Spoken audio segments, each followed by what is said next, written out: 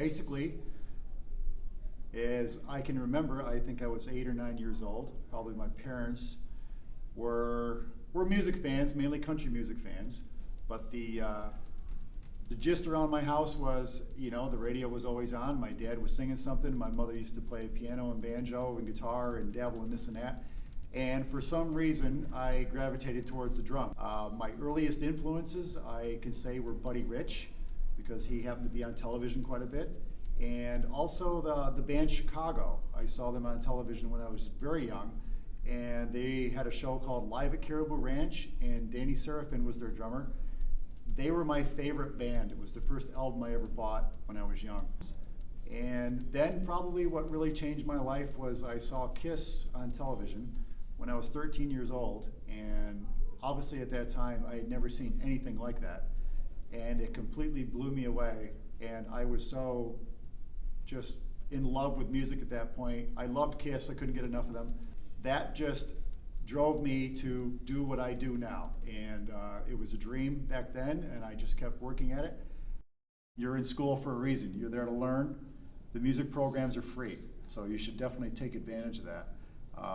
But one thing I missed out on when I was young, because I thought I was too cool, I didn't pick up on any of the theory stuff, you know, like learning keyboards or guitar or, you know, vocals and stuff like that. My whole focus at the time was just playing rock drums. And then continuing on the thought with school and education, try to find a very good drum teacher, because you need somebody to show you what you're doing wrong. When I was young, you know, I got full of myself. I was a teenager, but I was playing along to rock albums. I thought I was the greatest. I hooked up with a very good drum teacher who taught me rudiments, who taught me chops, who taught me how to read, odd times, you know, different kind of jazz interpretations on the drums, different drum fills. It was a whole new world that I could not get enough of.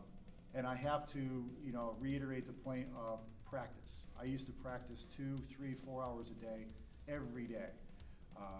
It was a different time back then. I wasn't caught up in computers or my cell phone or anything like that, but every day I got off that school bus, I went to my room and I practiced, and it was all about building up my chops and my endurance and my confidence, really. The Trans-Siberian Orchestra will more than likely be in the studio. We've got 2 different projects that we are committed to finishing up, and we will be taking off the spring this year. Hopefully, there will possibly some summer shows may pop up. We're not quite sure yet, but the main focus of TSO in 2013 is to get some recordings done.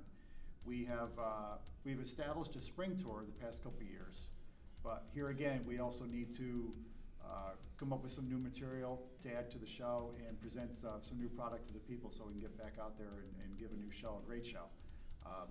So 13, here again, 2013 looks like it's going to be another busy year.